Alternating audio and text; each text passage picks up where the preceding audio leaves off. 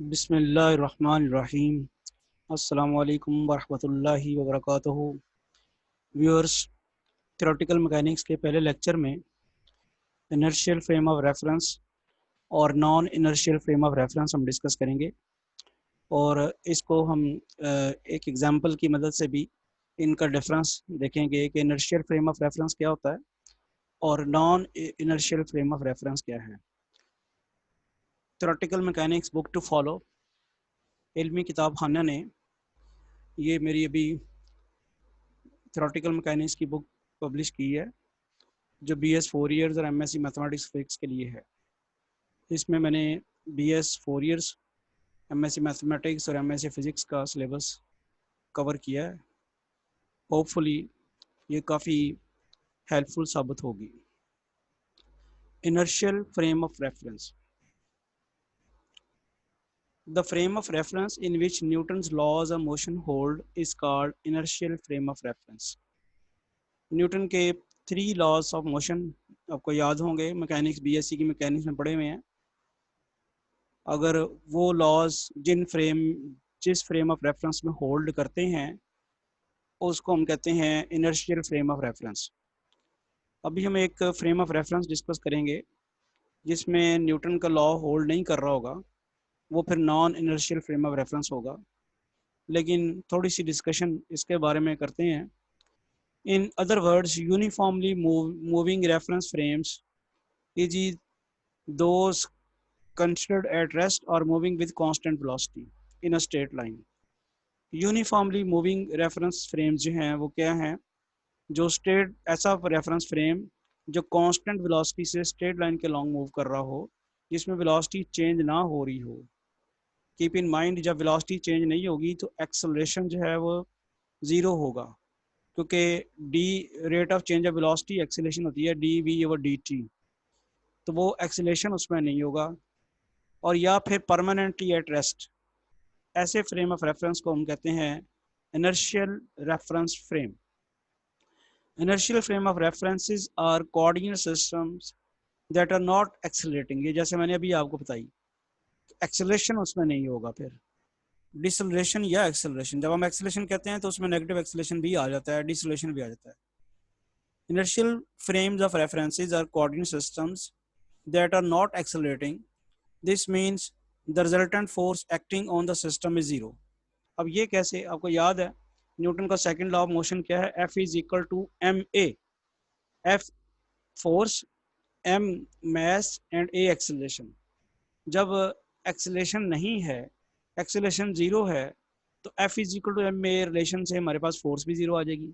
यही बात वो कही जा रही है यहाँ पे। आपको अभी बताया कि इनर्शियल फ्रेम ऑफ रेफरेंस कौन सा है? जो एक्सेलरेटिंग नहीं है, यानी जिसमें एक्सेलरेशन जीरो है, तो उसमें फिर resultant force acting on the system is zero due to the second law of motion.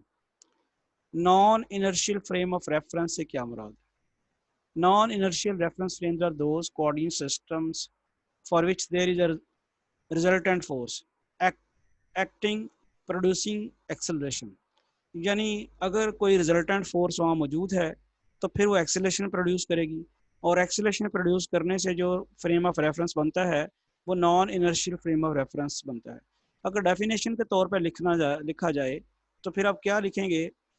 Inertial frame of reference is that frame of reference in which acceleration is zero, and non-inertial frame of reference is that frame of reference in which there is an external force producing acceleration। जरा आगे चलते हैं, explanation इसकी जरा और करते हैं। Inertial frame of reference is a frame of reference in which Newton's first law remains true। Newton का फर्स्ट लॉ, जिसमें वो तो न्यूटन के सारे लॉ उसमें मूव कर ट्रू रहते हैं। But let's say someone is driving a car and you are the passenger. कोई बंदा गाड़ी चला रहा है, ड्राइवर, और आप उसके साथ मुसाफिर हैं। From your point of view in the vehicle, you and the driver of the car are sitting still. अब आप देखें कि आप और जो ड्राइवर आपका है वो एक दूसरे के रिस्पेक्ट से तो मूव नहीं कर रहे, वो बैठे हुए हैं सीट पे, गाड़ी मूव कर रही है। लेकिन जो बाहर बंदा खड़ा है उसके लिहाज से तो आप दोनों ही मूव कर रहे हैं।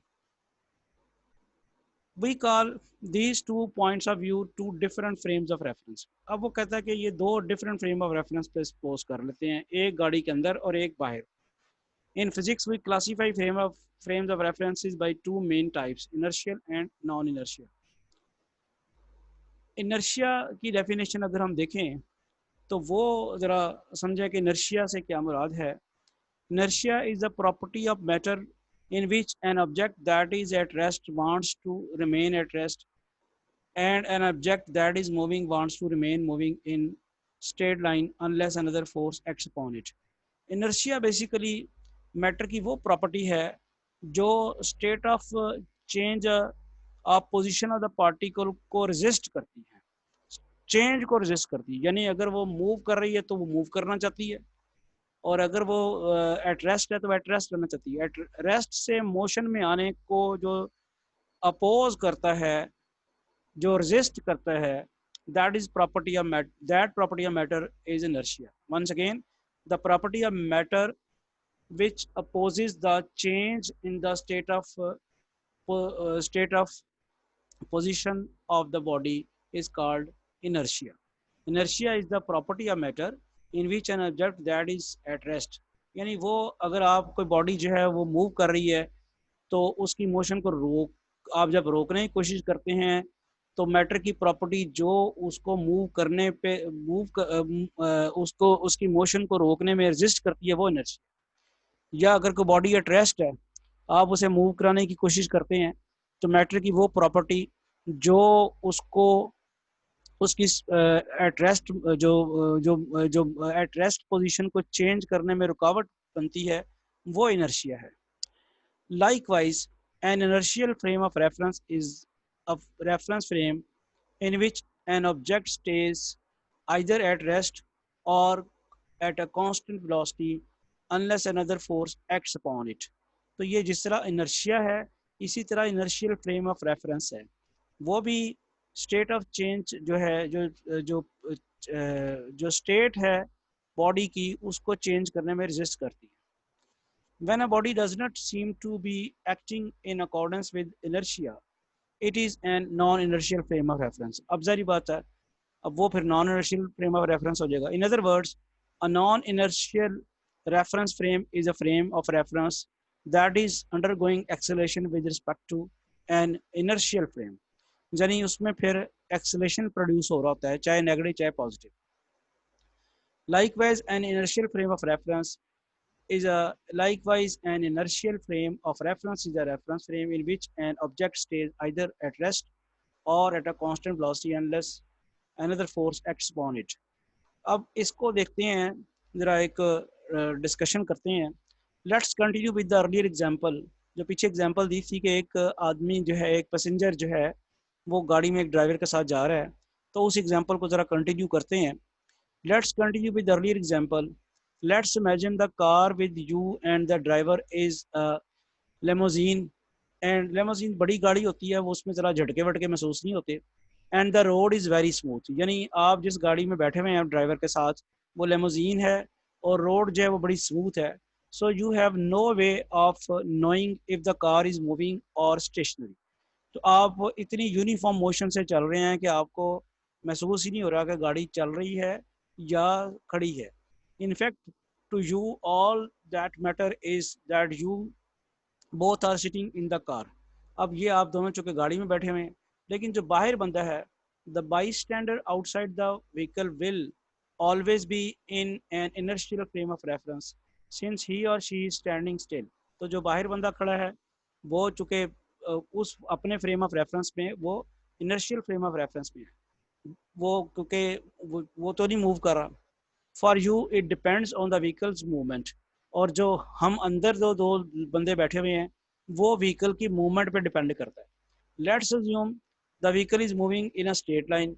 If the vehicle is not accelerating then you and driver are also in the inertial frame of reference। ये बात यहाँ ये कर रहा है कि आप लेमोजीन में बैठे हुए हैं, आप इनर्शियल, आपका जो फ्रेम ऑफ रेफरेंस है वो इनर्शियल रहेगा या नॉन इनर्शियल रहेगा, वो डिपेंड करता है गाड़ी की मूवमेंट पे। जबकि जो बंदा बाहर खड़ा है उसका तो फ्रेम ऑफ रेफरेंस जो है वो इनर्शियल ही है, वो तो खड़ा ही है, वो तो स्टिल है, वो तो एट रेस्ट है। और अंदर जो आप गाड़ी में बैठे हैं तो गाड़ी की मूवमेंट से अब वो बनाएगी कैसे ज़रा। This is because no acceleration means your velocity is constant. अगर आपकी वेलोसिटी कांस्टेंट है और एक्सीलेशन कोई नहीं है तो फिर आपका गाड़ी वाला फ्रेम ऑफ रेफरेंस जो है वो क्या है, इनर्शियल फ्रेम ऑफ रेफरेंस है। If the vehicle begins accelerating, accelerating कैसे हो सकता है, या तो आप ब्रेक लगानी शुरू करें और वेलोसिटी कम होनी शुरू हो, change of rate of change of velocity आए, यानी वेलोसिटी में चेंज आएगी तो rate of change of velocity आएगा, या फिर आप गाड़ी जो है और एक्सेलरेट करना शुरू करें, तेज करें, उसमें भी वेलोसिटी चेंज होगी तो rate of change of velocity acceleration produce होगा।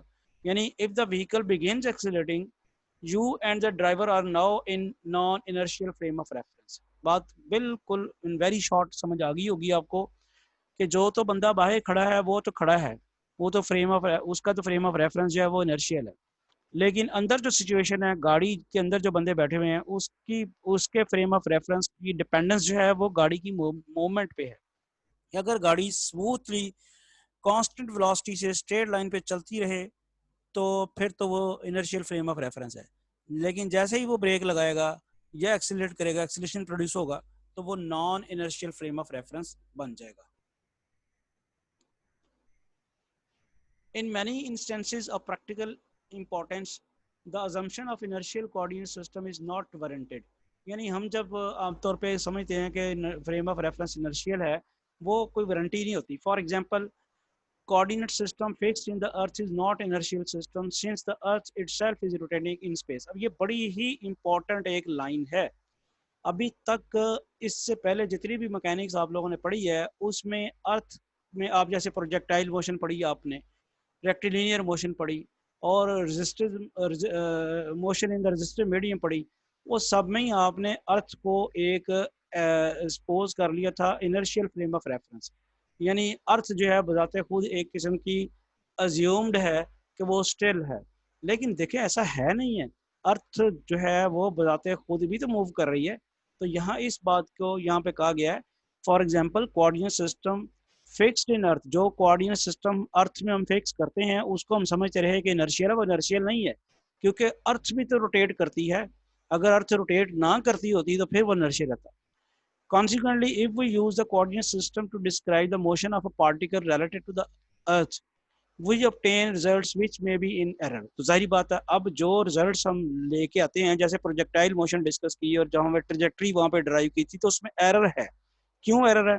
क्योंकि उसमें हमने जो रेफरेंस सिस्टम एक्स एक्सिस और वाई एक्सिस लिया हुआ है वो फिक्स्ड समझा हुआ है कि वो फिक्स्ड है अर्थ में, लेकिन अर्थ बजाते खुद जब मूव करेगी तो एक्स एक्सिस और वाई एक्सिस भी रोटेट करेगा। इसकी हम आगे चल के अगले लेक्चर्स में रोटेटिंग एक्सिस जब डिस्कस करेंगे तो ज़्यादा समझ आ जाएगी आपको।